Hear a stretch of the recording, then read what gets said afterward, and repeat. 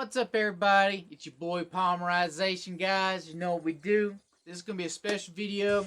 I know we're going into the new year. It's not been the greatest year. You know, we've done with the COVID virus. There's been no regionals. Everything's been online. We've been shut down. It's not been the greatest year for you, but we've still managed to, play the game and enjoy stuff and everything. And, before I go into, I want to talk about what I'm going to talk about, if you ain't a fellow material, guys, subscribe, follow me, guys, be one of my fellow materials. You know what? Let's be one big happy family. And you know what? Still, roughly 80% of y'all ain't subscribed to my channel. Y'all watch, but you ain't subscribed, guys. So click that button, guys. Click it. Join and be part of the family. But without further ado, let's go right into the video, guys. So, this video I'm gonna talk about going into New Year. I think a lot of duelists needs is how to get better at the game. And I've seen it on, and I'm guilty for some of this stuff. And I've took it on myself to be a better person, a better duelist, play better. Everybody has that struggle. They don't know how to reach that goal to get to the next level to be a better duelist. Top of your locals, top of your regionals, and get your invite and stuff like that. So, number one on this list I want to talk about is playtesting and studying cards. Now this one is really easy. It's not that hard, especially when you have online, which a lot of people have been doing. You could build any deck you like, play it out, see if you like it or not. You can always just scrap it, go to another deck. Another thing about studying is you want to know the ins and outs of your deck. There are flaws that you want to make sure you don't make, and you will make the right steps. You can misplay, make the wrong steps. And by studying also, you want to know the meta. The meta can change from ban list to ban list. So if you know what's out there, you'll know more of how to stop those decks. You know how to slow them down. You know how to beat them. And with each format, every ban list comes out, things are like a roller coaster. Some will stay up there, some won't. And I think it's really important that if you don't know what you're up against or what you expect, you need to do some research. You need to study. Like, if you're playing a certain deck, how will this deck beat this deck? Some decks, it does give them an easier matchup. They get like free wins from certain decks because you just automatically out that deck in general. But there are going to be some matchups where it's going to be hard. It's going to be one of your hard matchups. Like for back row decks, they hate playing against, decks that's going to pop all their back row cards. It's going to stop them. Stuff like that. If you're a combo player, there's going to be cards that's going to stop you from comboing off. You need to know how to play past, like say you get disrupted. You need to know how you can extend, make your game better, last longer instead of just, losing or scooping. Now, number two I want to talk about is, I think this kind of goes hand in hand with this, with the studying, is learning how to build a deck and also how to side in your deck. Deck building is a skill. If you go and look at any people that's top, because there's always deck profiles, there's always, list of the deck and everything it shows. There's a reason why they play what they play, whether it be a 3 of, 2 of, or 1 of. They did it because it worked for them and they knew how it balanced their deck. That's a lot of people have trouble with. I know some people will build 60 card decks to not even 45, just different numbers all over the map. Now granted, everybody has their own number they're going to work with, but 40 is kind of like, the normal thing, unless you're playing Upstart, then 39. But the biggest thing is when you build a deck, you don't want to conflict your deck. You don't want to put cards in your deck that's going to slow you down. Same thing with siding. If you're going to side card, say, against your worst matchup, you want to make sure those cards you're siding in is not going to hurt you. Plus, at the same time, you want to make sure that the cards you're taking out, you're not going to need in the game, later in the game you're playing. So, that's a big key thing. I think majority of the time when I see people play, siding is roughly, I would say, 75% of your winning and losing. It really is. And that goes back into the first one I told you about, studying and knowing the meta. Your siding is very important. Most of your games are going to come from siding. Like, if there's certain cards inside deck that you want to add into games 2 or 3, that's your win. I mean, that helps you win, beat your opponent. If you know how their weaknesses and out them, it's very key important. I think that one overall with the 1 and 2, you need to really, they kind of go together, but they're two different lookouts. So I just want to let every people know, you need to kind of watch what you're doing. You know, you want to take your time. Don't rush yourself, because you're not going to learn from it. Now, another thing I want to talk about is probably the more key things that's hard. I mean, very hard for people to get over. I'm guilty of these myself. The first one I want to talk about is, which number 3 on this list, don't make excuses when you lose. Now, I know that's hard to say for some people. Like, they'll say, oh, if I had this card, I would have done this. If I would have drew this card, I would have won. If you didn't have that card, I would have lost. You know, it's part of the game. It's kind of like a gamble, lucky thing. Sometimes they top deck that one card and you just can't win.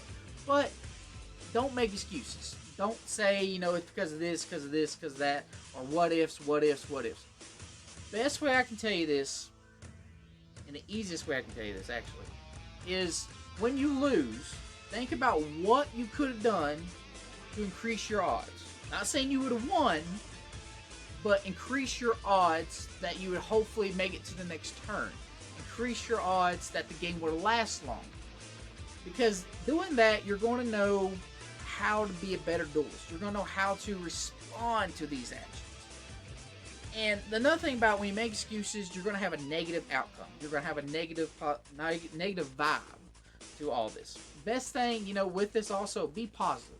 If you stay positive, you know, you'll have a positive outlook on this, guys.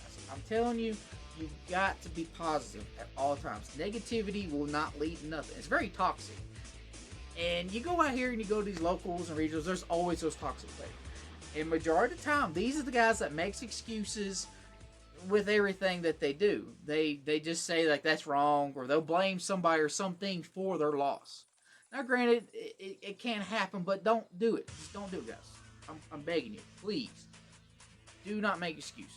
Just learn from your mistakes. Learn from your opponent's mistakes. You know, you don't want to point things out. You don't want to make excuses. It makes you look like a bad person. It really does. So, learn from them. That's all I gotta say, guys. Take your time. Learn from your mistakes. Don't make a scene about it, talk about it. Just look at it. This another way I can tell you too is always expect your opponent has that one card that's gonna out you. Whether it be an Ash Blossom or a back row pop card, whether it be Cosmic, always expect them to have that one card. Best thing I can tell you about that one. Now, the next thing I want to talk about is make yourself a better duelist and overall everything. And this is kind of like the plague. It's kind of like not the COVID-19 virus, but it's kind of like a virus for us Yu-Gi-Oh players. And that is read the cards. Yes, guys, I think this is just a curse for us Yu-Gi-Oh players. You need to read your cards, read your opponent's cards. If you just ask I've seen it so many times, if you ask your opponent, what does that card do? And they tell you, well, next thing you know, you do something else that don't require that, and they're like, oh, it has this effect too, negate. Read it. Read the cards. If they're foreign and you can't read them, you know, ask for a translation, whether they need to pull up on the Neuron app, or they got written down. I wouldn't recommend written down. I've seen some people actually just lie about the writing down, because a comma and a semicolon can make a world of difference. So, use the Neuron app, look it up, make sure you got the right rulings on it. And if you're at regionals and we have all those back up, call a judge, say I want a full translation. If they do not have a translation, you know, that's a loss for them. I mean, you want to make sure you're being played fair. You don't want to be cheated. But you want to make sure you read cards. You want to know your own cards too. That goes back to the very first one. Study your cards. And if you know your cards ins and outs, and you read your cards, and if your opponent tries to argue with you, call a judge, you know, dispute your case. And if you know exactly and you for sure know, you know, tell the judge, dispute your case and all that stuff. But read your cards.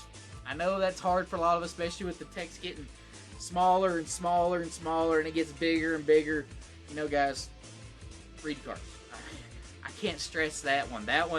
That's hard for a lot of us. I mean, we just like, yeah, that's good. Yeah. Okay, that's what it does. Read cards, guys. Now, the last thing, I think the biggest thing I want to talk about on this list, which I used to be guilty of, I'm not doing no more, is don't take plays back. And what I mean by that is, let's say you make a play like a search card. You're searching out in your deck. You grab a card, all right, you put your deck back down or hand it to your opponent, they shuffle it and everything. And then you're like, oh, I grabbed the wrong card. Because you realize that was a misplay. Don't do it, guys. Don't do that. That's misplaying on your part. You messed up. You already presented your deck to your opponent. They shuffle it.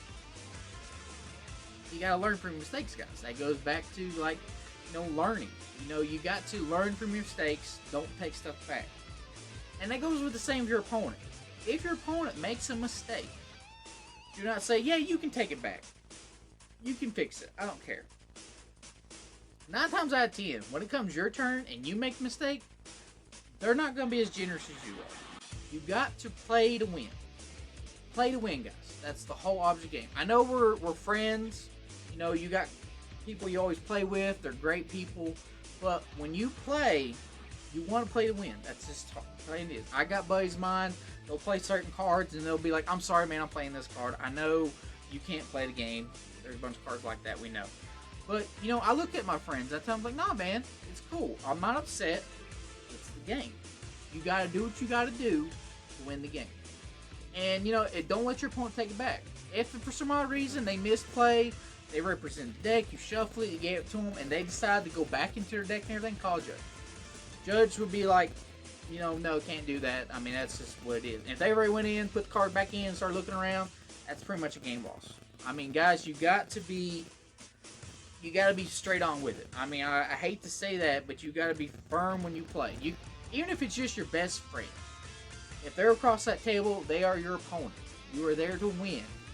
I mean, unless it's casual and it's nothing to worry about, or locals that you're not really looking to win any kind of prize or anything, I could get that. I mean, I do at locals. I don't care. If they want to take something back and I know they're a good person, I'm like, I ain't worried about it. Go ahead. But when it comes to bigger events, you got to be very assertive, guys. That's the best word I can use, is be assertive. Do not let them take that back. Even, another thing is if your opponent has damage cards, mark cards, and stuff like that, call a judge, guys. And that goes into my last one. If you feel like you're being cheated, you feel like something's wrong, you don't feel right, call a judge, guys.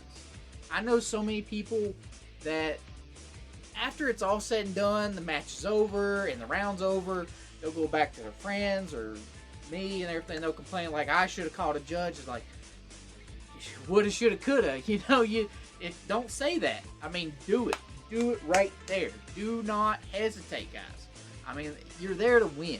I mean, I know I'm not trying to be mean or rude to nobody, but you got to call it, guys. You got to call it. And you know what, guys? Be positive. Positivity will win you games, guys. And I want you to take this into real life as well. Be positive in real life. Don't be negative when you walk out that door. Keep a positive attitude, a positive outlook on everything. Like, regardless, if things ain't going your way, stay positive. Go home, stay positive. You feel a lot better about yourself. I'm not going to lie. Now, granted, if things are negative, change it around, guys. Do what you got to do to make things better, make things positive for you. And, guys, you just got to have a good outlook. I want everybody to go in the new year. I want everybody to be happy. I hope everybody is safe out throughout the new year. I want you to just remind yourself, you got this. All right? Win or lose, you got this. And you know what, guys? This is Polymerization. Remember, guys, if you ain't part of my family, if you want film materials, hit that subscribe button, guys. And I hope to see you next time. I love you guys. See you.